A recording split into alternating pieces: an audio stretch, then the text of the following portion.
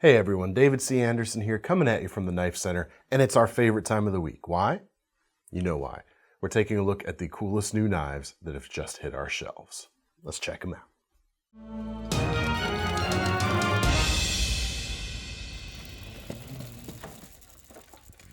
All right, first up we have a new exclusive we're very excited about. It is a ProTech. It is the TR3. It does have their fish scale milling on the black aluminum handle, but here's the really cool part. CruWear blade steel. How sweet is that? CruWear, of course, great toughness, especially when you're considering most folders don't typically come with very tough steel, so you've got a very strong edge. Not a stainless steel though, so that's why we have the black coating on there to help keep those issues, or those worries, I should say, at bay. I've never had my CruWear blades rust away on me at all, but good to have that peace of mind, of course. And then on top of that, it's just the TR3. It does everything you want your side opening tactical / EDC automatic to do. Blade itself is 3 3/8 of an inch long. Perfect shape for EDC with that drop point profile, higher, not super high, but high enough flat grind and full length swedge to remove some drag from the spine there. Very cool, very useful shape. And with the aluminum, the way they build them, plenty of girth there for a strong hold while not being a heavy knife at the same time. Let's see, what is the weight actually? 3.6, not a featherweight, but it does not feel bulky at all. And then of course, it is an automatic and it is a ProTech, which means it's gonna sound something like this. Sounds like a ProTech to me. Great action on these, great fit and finish, great new steel, available only right here from the KnifeCenter. Next up, we have a Les George exclusive. His Mid-Tech Galvo with black and orange G10 for the handles. We've actually got 2 different patterns right now. And it is, as you can see, a double-edged dagger. Price comes in about $325, and you're dealing with 3V blade steel on this knife. Another great, tough powder metal steel here. 4-inch blade, which means, let's see, there's about a 1/2 inch there. So you're probably dealing with about 7 or more inches of actual sharp edge to get you through the day. Seems like a good amount. That'll do. It's pretty good. It's a lot. Very nice handling. It feels agile. It's very comfortable in the hand thanks to the shape. And I like the thumb scallops. I'm always a bit of a sucker for thumb scallops, I gotta say. But it helps you to get a very nice pinch going on if you're gonna use this tip for some more delicate work. I'll leave that up to you to decide what that delicate work is, of course. Leather sheath, which, look at how good that is. And it's got a really good hold on this knife too. I actually feel like I need to be a little careful putting it back in the sheath so I don't push it too far. Because it holds very, very securely. And then I love the way the edges are finished. You've got some nice, I think it's, actually, no. So 2 layers of welting here supporting the screw bolt. Hardware. Thank you, Thomas. Sorry, audience. But then that goes down to a single layer around the rest of the sheath, and it's rounded over and smoothed up. It just looks great. The other nice thing about this, if you choose to carry this in sort of like an inside the waistband fashion, no kind of hard edges that are gonna get uncomfortable throughout the course of the day, so to speak. What was that? That's the that's the universal signal for discomfort. Never done that. You must be a very comfortable man. Clearly. Yeah. As far as those carry options go, it does come with a single strap with a pull-the-dot snap here for attaching to a belt, essentially.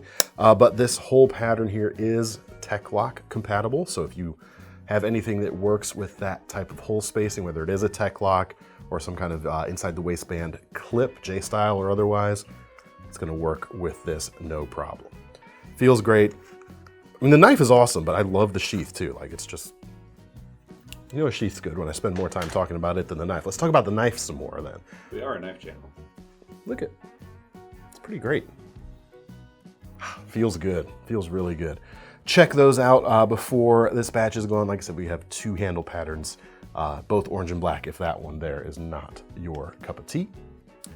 Next up, the littlest Chaves is back. I think it's the littlest, I don't think they have a smaller one. The Ultramar TAK flipper. In several handle versions, we've got the titanium, the G10, but this is the first time, again, if I have my information correctly, if I'm remembering right, first time we've seen micarta on this little knife, both green and black. Interesting story. The dye they use to make black and green micarta is the same.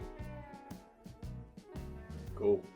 They just use more of it to get to the black. So if you put on another one of those shirts, it'll turn black. Maybe it might like cut off circulation, and then yes. It's worth trying. No, it's not worth trying. But here we go. Got the green at the bottom and the black on the top. We've got the drop point profile as well as the tanto profile, which in all fairness are quite similar. They both feature compound grinds, hollow at the straight edge portion and flat near the belly tip. As far as the action goes on these knives, they're made by Riot and they're priced around $235 for these micarta versions. With that kind of pedigree, should we expect excellence? I would. It's here. There it is. It is in fact excellent. Very nice. As far as the size of the handle, for me, I have slightly larger than average hands and it's a 3-finger grip for me. I have to think it's probably gonna be like that for most folks. You have a liner lock on these, but it's a very strong, very thick-walled liner lock, but that lets them put the micarta on the back side as well. Speaking of the back side, you've got the typical Chaves skull clip, as well as included in the packaging a more plain Jane clip if you don't want to, be shouting scully things to the world. Halloween did just end. Oh yeah, so you gotta take this off now. Save this for next October. It's like Labor Day. You can't wear the skull clip after Halloween? Apparently. When does it restart? Moving on. Very cool knives. Blade length on these 2.75, so it's a good premium option if you're restricted to, or just happen to want something with a smaller blade. You're not sacrificing any quality or materials for that smaller size. Next up, we've got a bunch of new Kizers as well as a restock of the Drop Bear. The Drop Bear is back and we've got a bigger batch this time than the initial, but these are going pretty quickly. 2 versions, I'll talk about it again because they've been so popular, about 119 bucks. You get the black aluminum with black blade and purple thumb studs. There's also a satin blade, gray aluminum handled version if you're not a fan of the blade coatings. It is a crossbar style lock, and it is quickly risen to the top of the most addicting crossbar locks out there. Sorry, I apologize for that. As you may or may not be aware, this is actually the first tunable crossbar lock on the market. And do they call it anything specific? They call it the clutch lock. And normally I give manufacturers a bit of a hard time, at least internally, like, can't we just agree to call it one thing? Everyone's got to have their own brand name for it. An argument could be made that there's a reason to call this something slightly different than a crossbar lock. I'm not going to accept the argument, but there is an argument for it, and that is the tunability. Inside, if you were to take these scales off, you've got the Omega spring, and there's 5 holes back here behind the lock bar, so you can adjust where the other end of the spring sits, so you can actually adjust the tension on the blade. You can do that on both sides, and you don't have to do them the same on each side. So technically, that's 25 different levels of adjustability, which is probably way too much, but someone's gonna do it. Someone's gonna try them all and find like 2 on this one and 4 or 3 on this one. Out of the box, I think they put them right in the middle, and I've carried one of these. I enjoy it, and I don't feel any need to change the way they do it. It feels great. Blade is 3 inches long, 154 cm steel. Interesting take on a drop point profile, and I really like it. It's kind of leaning a little bit or taking some influences from a sheep's foot or a modified sheep's foot style, perhaps, but it's still definitely a drop point. Thin enough steel, high flat grind, great everyday carry profile. Long stretch of jimping on it too, which is something a little different. The handle can fit all 4 of my fingers, no problem on it, and it has a little bit of a kind of nice meaty feel to it. A lot of folks are kind of comparing this to the Benchmade Bug Out, but it's definitely not the same kind of lightweight nature of the Bug Out. This one feels more of a heavy duty option. Kind of something like what you might get if you were to cross, let's say, a Bug Out with something like a Wee Banter. This kind of gets it in the ballpark as far as my feeling goes. All right, next up we have a new version of the T1, a Ulrich Hennecke design, more affordable than the titanium versions here at $79 for this knife. And this is another great shape overall. 3.2-inch blade, high flat grind, 154 cm steel. Everything I said there is kind of what I've been saying so far this video on a couple knives. Great everyday carry shape. All 4 of my fingers fit easily on this handle as well. It has a nice nimble feel, but still a good hand filling grip, I would say. And the micarta handles with that matte finish give you a little bit more kind of tactile response underneath your hands as well. We've got an inset liner lock. I don't think you really see that too often with micarta handle overall, so that's pretty cool. Deep carry pocket clip, not inset, but it does have flush mounted screws to make an easier extraction or reinsertion, I should say, most of the time. Not reversible in this case. And the action with the ball bearings in the pivot and the thumb studs on offer here, satisfying. Very, very cool design. I'm a big fan of it, and I'm a big fan of being able to see it out there at a lower price point than before, so very cool. Next, we have a kind of similarly spec'd knife, actually, and a similarly great shape for EDC. This is the Kizer Cozy, and the price is $75. You can also get it in a black G10 with a black blade. Black G10 with black blade. I thought it was micarta there for a second. The blade itself, 3.3 inches, 154 cm. Kind of could see this as maybe something along the lines of a flipper version of like the button lock Elementum, that bigger Elementum from Civivi. Kind of has similar vibes to me in a way. As far as the action goes, excellent. You get the same kind of long stretch of jimping that we saw on the Drop Bear. You've also got that deep carry clip with the flush mounted screws, which is reversible in this particular case. And a great neutral handle. That's what I really like about this design. Even if your hands are larger than this knife handle would normally seem to accommodate, this neutral and kind of tapering rounded shape, if your fingers are hanging off the back of that, it's not going to be uncomfortable. It's just a great shape for pretty much everybody, I would imagine. And it feels great as well. Next up, we have the Begleiter XL, or I'm sure I'm not the first one to have made this association, but I kind of want to call it the Big Lighter because it's a bigger Begleiter. $94 for this, almost 4 inches of blade length, 154 cm again, black linen micarta on this handle. Pocket clip is deep carry with those inset screws. But you're telling me right now, shut up and tell me about the button lock. There it is. We've got a button lock on this knife. And it is oh so satisfying. You've got 2 opening methods. You've got the thumb stud, or sorry, as I flip the flipper tab and I tell you there's a thumb stud.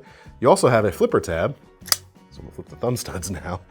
Both options work great. And then of course, you've got that nice fall shut action, which means you can kind of push the button lock down and do that little wrist flick open. And it's oh so easy too. Maybe it's the mass of the blade or the size, something, but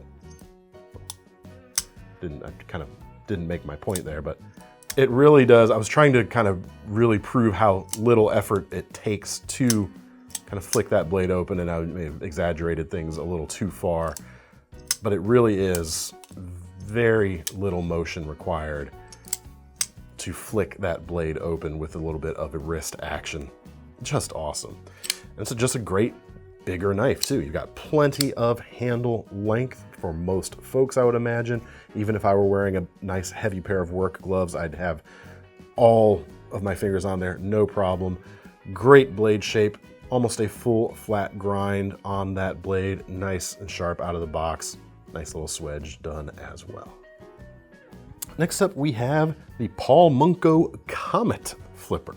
$89 for this, several versions with some different bolster and handle treatments. This is one of the product denim, this one is the product denim, which means like the other product denim variants of other knife models, it comes with a nice denim roll there that will hold way more than just the one knife. You've got 1, 2, 3, 4, 5, 6 big pockets and 2 smaller pockets for all your gear right there.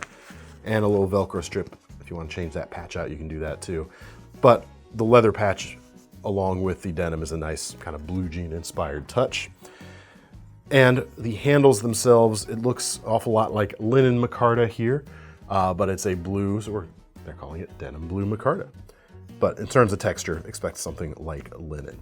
Very nice looking. The bolsters themselves are brass. They've been darkened in this case, but some of the other versions you can get that bright unpatinated version. And a micarta pivot ring matching around both sides as well. As for the blade, it is 154 cm. It's a 2.87 inch length, so very easy to take most places a knife can be taken. And it's got a very agile shape. It's kind of like, if you think of like old school slip joints, it's kind of like this California clip point style, or like the muskrat blade almost. Maybe even more muskratty than the Cali clip, but it's a pretty cool little shape. Liner lock, ball bearings, milled pocket clip, built like a Kizer, which is to say, very good. $89 for this knife. Speaking of slip jointy inspired flippers, check out the latest Finch. This is the Halo.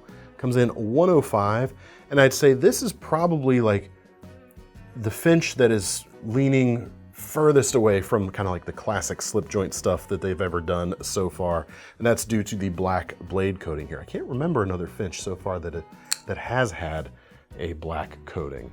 But 2 versions of this right now, blue handles or the red handles, G10, both with the black blade with a kind of classic slip joint clip point type of blade. I dig that with like the nice dropped belly going on, high flat grind and a swedge, 14C28N Sandvik steel, 3.1 inches in length. I love it. I like the handle too. It's got a pretty neutral shape here as well. Not as good for kind of wrapping around the tail as some other designs might be, but the overall shape still is going to work great for a lot of different hand sizes. We've got G10 black liners essentially, and an inset liner lock also in black there. So it really kind of, it's a nice effect the way it kind of dissolves or disappears away, or is less apparent, less evident. I don't know, it's just a nice touch. Milled pocket clip also in black.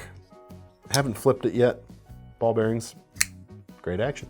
It's a Finch, which means also, the last thing I hadn't mentioned, glow-in-the-dark Finch shield as well. All right, next up we have 2 new James brands. This is the Palmer, and it is a utility knife. And I really like this actually. It's $59, and it actually has, if it's not patented, it's definitely patent pending, a nice mechanism for the blade changes right here. But there's a bunch of different colors, and one of the things I love about James's products, the James brand products, is they're always very clean. Look at that. It looks like an iPod, essentially. You know, some people may not like that. I don't think it's a bad thing. The industrial design aspect of their products has always been excellent. Now, you've got a little lanyard fob right here at the back for a little easier use, and you've got the slider for the blade. Technically, there are 3 positions. You can actually put it to this middle position or fully extend it. They're not all that different though, because that middle position, as you can see, the switch pops up and you've got a little red indicator there. That's the blade change position. A lot of utility blade holders sometimes can be a little finicky changing blades. This one isn't. There you go. Standard utility blade size. As long as you're in the middle position there, you just have to pull it out. Insert the blade back in and you're ready to go. And it's not coming out in that forward position. That is pretty dang cool. And full stop, that's pretty dang cool. Bunch of different colors you can choose from. I don't really see this as like a real like heavy duty working tool because of the anodized aluminum here. Little slick, it's not super grippy. So if I were using this on a job site, I would probably want to use something different. But in terms of just being able to have a quickly replaceable edge wherever you need to go, it's really cool. And it's easy to add some like grip tape or something if you wanted to add some extra grip. Very nice, very nicely done. Now, the next James brand product is a small fixed blade.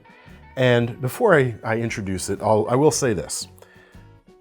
I'm not making any assertions that haven't been said before, but the James brand does get a lot of flack sometimes for being quote unquote the hipstery brand. And I usually try to push back on that because, as mentioned, design-wise, they're super clean. They're thinking a little bit outside the box in terms of knife norms and reaching a broader audience. All good things in my mind. But then they go and release something like the Abbey. It's a cool little fixed blade, little utility knife, but they've expressly marketed this as a knife sized perfectly for opening vinyl record packaging. Come on guys, could it get any more hipster? I'm sorry. I like the knife, but you guys are making my job harder, man. But let's just talk about the knife, shall we? There are two versions. There is a blacked out version. They both come in at $69. This version right here has a blue and a red side, and they're calling it a tie-dye vinyl inlay, essentially. Kind of cool. The blue is interesting, actually. It has a look almost like abalone in a way. Obviously, you know, more pushed towards the blue, but you can see some stuff through the inside there, while the red has a little bit more of a tortoiseshell look in a way. Just pushed more red. It's just a little, almost Kiradashi in a way. I take that back. It's a little more just like a fixed utility blade. It's a vinyl dashi. It's a vinyl dashi, yeah. I realize that, you know, if this were turned around like this and this was a sharpened edge, then you know, you'd have a Kiradashi shape. So forget I said that in the first place. I just say things. Cool little knife. The carry method for it is actually this small leather pocket slip. Like so. Slip that in any old pocket, real easy. Steel on this is RPM 9, which I just realized, which must mean that Artisan Cutlery is building this for the James brand, unless they're selling that steel to other OEMs at this point. What that is, if you're unfamiliar with it, it's a powder metallurgy steel, and the way they've always described it is going for something that can go head-to-head edge retention-wise with something like D2, or at least similar enough, but it's also stainless and tougher than D2 at the same time. All right, next up we have a couple of new SOGs, 6, I think new in fact, but here are 2 of them, a representative sample. This is the Stout. It is a folder. There are 2 versions. There is a frame locking version and a pass-through slip jointed version. I'm actually not sure mechanically how they're doing their slip joint, because it's not a traditional leaf spring, which to me is slip joint, and it's not quite a double detent. Actually, I just figured out exactly how they're doing it. Sorry. The back spring is milled out of the liner on these knives. So you got a little bit of flex there going up and down, providing traditional slip joint leaf spring type back pressure. Enough of the technical talk. $60 for these knives. You've got your drop point as well as the cleaver shape. They're all D2 tool steel. Little bit on the thicker side with some thicker edges. Again, stout. They're going for a heavier working style of knife rather than a small delicate cutter in this case. The Stout FLK is the flipper version. They both come with a reversible deep carry clip, which is nice. As far as the action on the flipper, very, very good. Ball bearings in the pivot. You can get it in this black version or the green G10 we just looked at. You can also get this with a black bladed version. At this point in time, actually though, the cleaver is the only flipper version we have right now. The slip joint versions you can get with either blade shape. I assume they're probably coming out with a flipper of this later. If they are, we just don't have them in yet. I don't know if I have my information correct on future availability, but if you want a flipper, you got the sheep's foot. If you want either of the blade shapes without the flipper, you can get it with the slip joint here. You can get it in the green or the black as well in this slip joint version. And it is an easily one-hand opening slip joint, which is a nice touch thanks to the milled patches essentially on each side of the blade. As far as safety, since this is a non-locking knife, you do have that large finger choil there. So if the blade is to move a little bit, you do have your finger there to keep it from closing further. Just watch the back heel of that edge because it could bite if you're a little uncareful in that type of grip. So a little bit of peace of mind, but not a foolproof thing by any stretch of the imagination. Now going from one stout thing to another, we've got a Microtech fixed blade. This is the Currahee. I don't know if I'm saying that correctly or not. Sounds right. This thing is impressive when you pick it up. There's definitely some weight to this. It has that stout feeling written all over it. $349 for this knife. You've got an M390 blade with that Tonto profile. The handles are composite and they fill the hand nicely. There's no swells going on, but it still has super solid feeling grip and a little bit of a light orange peel texture for, more traction essentially. It just feels awesome. It's a 4 3/4 inch bladed combat knife. The green is a cool touch. You've got this nice heavy fob at the end. If you need to choke back a little bit on that, you could do that. If you're using it for, light choppy things, not that you would in a combat scenario, but for other scenarios, one certainly could. The sheath is a carbon fiber patterned Kydex. It comes installed with a Techlock style clip already, so those are going to work no problem. And I love the little push-off point here on the top edge. The edges are kind of butterflied out and makes a very comfortable and very useful spot to help you extract that blade. All right, lastly, we've got two new Boker outdoor fixed blades, each aimed at some specific and well-established competition. The first is the BK-1, the Bushcraft knife #1. The price on this is just under $110. For that, you've got a molded handle over the full-length tang, which does protrude out of the back right there. Diamond-style texture. All in all, has some pretty serious Felikneven vibes, don't you think? Feels good in the hand. The blade is just over 4 inches, N690 steel, and the grind is sort of you could almost call it a Scandi Vex in a way. Tops might call it that.